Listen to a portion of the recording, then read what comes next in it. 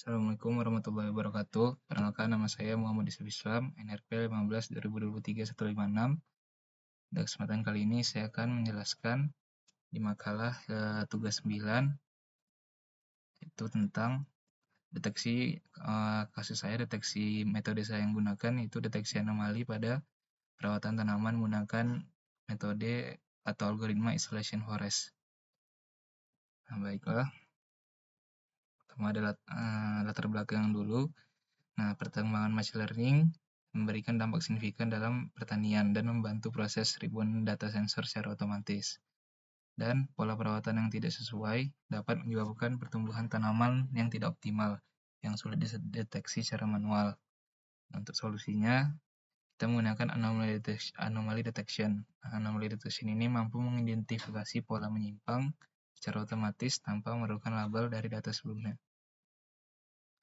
Pertama ada rumusan masalahnya, itu apa itu metode anomali, bagaimana cara kerja algoritma isolation forest, lalu bagaimana implementasi mode tersebut pada dataset perawatan tanaman. Nah, itu pertama landasannya dulu, machine learning adalah disiplin ilmiah yang fokus pada pengembangan algoritma yang memungkinkan komputer menjalankan tugas tanpa instruksi eksplisit.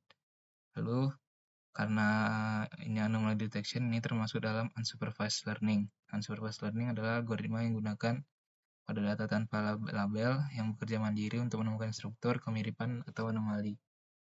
Kenapa ini penting? Dalam kondisi nyata sangat sulit dan susah untuk memberi label anomali pada setiap kemungkinan kesalahan perawatan. Algoritma dia akan berasumsi mayoritas data adalah normal dan mencari pecilan atau outlier yang secara otomatis. Nah, anomaly detection ini adalah teridentifikasi terhadap item yang berbeda atau data yang berbeda secara signifikan dari mayoritas datanya. Itu sama dengan outlier detection. Nah, contohnya ada kejadian kritis, ada penyakit tanaman yang menyebar, ada kegagalan teknis, kerusakan pada sistem irigasi, dan penyimpangan prosedur. Ya, pokoknya dalam sebuah data kalau ada data yang berbeda dari data mayoritasnya itu termasuk anomali. Untuk sejarahnya, pertama kali isolation forest itu pertama kali diperkenalkan oleh Fei Tony Liu, Kai Mingting, dan Xing Hua pada tahun 2008. Dasarnya isolation forest atau anomaly detection itu adalah lebih mudah mengisolasi data yang aneh daripada menjelaskan data normal. Anomali ini memiliki nilai atribut yang sangat berbeda sehingga lebih rentan terhadap isolasi dalam struktur pohon. Mekanisme isolation forest pertama ada random feature selection, yaitu memilih fitur atau atribut dari dataset. Lalu ada random split value, memilih nilai potong secara acak antara nilai min dan max dari fitur yang dipilih. Lalu ada recursive partitioning, yaitu melakukan pembagian data secara berulang sehingga semua data terisolasi atau mencapai batas kedalaman pohon. Lalu ada path length calculation, menghitung panjang jalur dari akar pohon hingga ke titik data tersebut. Lalu ada anomalous inference, yaitu data dengan path yang pendek atau jarak yang pendek itu diindikasikan sebagai anomali. Untuk formula matematisnya itu ada secara anomali ada xn sama dengan 2 kali minus e kali h kali x bagi c kali n. Untuk h kali x itu adalah panjang jalur observasi x, jumlah tepi dari akar pohon. Lalu ada e kali hx, itu nilai rata-rata hx dari seluruh pohon isolasi. Lalu ada cn, itu faktor normalisasi.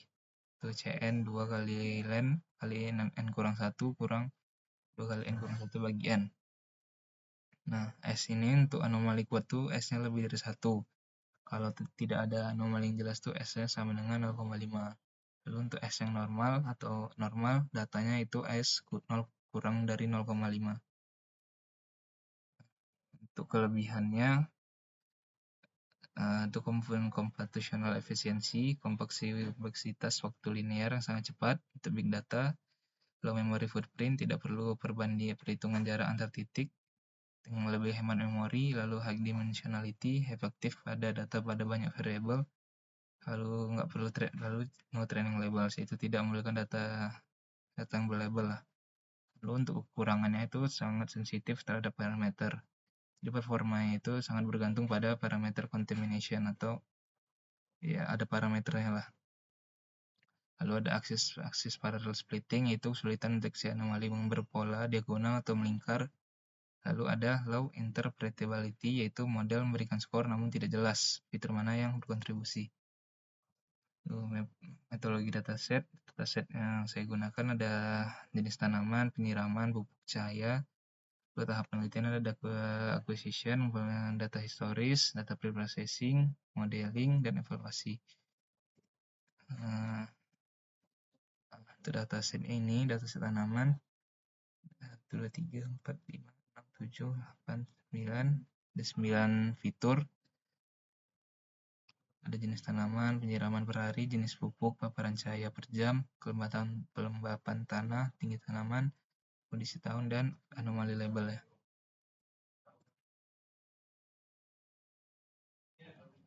Nah, lalu untuk implementasi programnya seperti ini. Kita bikin dataset dulu yang dalam sini aja primernya seperti ini. 7 dataset.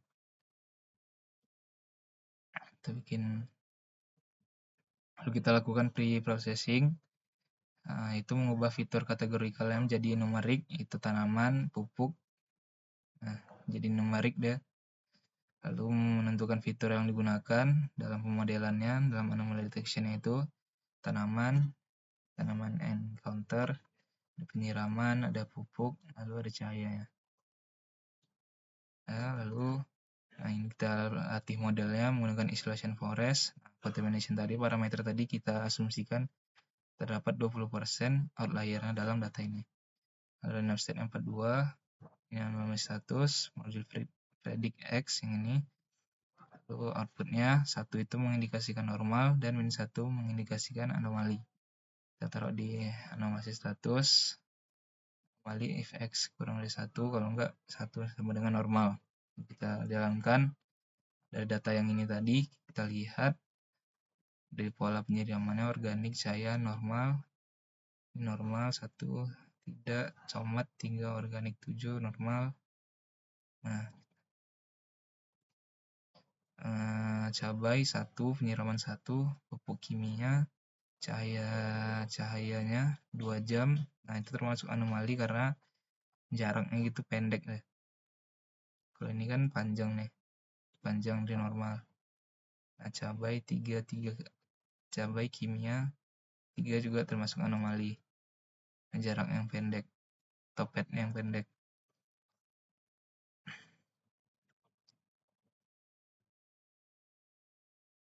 Lalu untuk ini cabai cahaya 2. Ya, cabai dengan cahaya 2 jam dengan penyiraman minimal termasuk anomali karena terisolasi dalam satu partisi dia. Ada yang 6 juga, cabai 3 hari, 3 kali per hari, dan cahaya 3 jam, lalu pupuk yang menggunakan kimia